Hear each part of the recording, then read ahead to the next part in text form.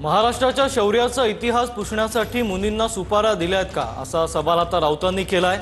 मुनींना मंत्रिमंडळात वेगळं आसन द्यावं लागेल असा टोला आता राऊतांनी लगावलाय।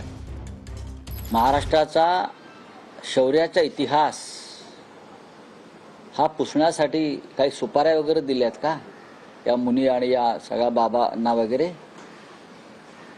आणि देवेंद्र फडणवीस यांनी मग नक्की शिवजयंती कोणती साजरी करायची?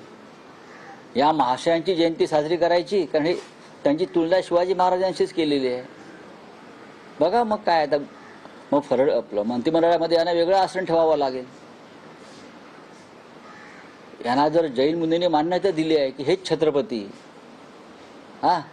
तर मग त्यांना मुख्यमंत्र्यांपेक्षा एक आसन वर असं ठेवावं लागेल त्यांना।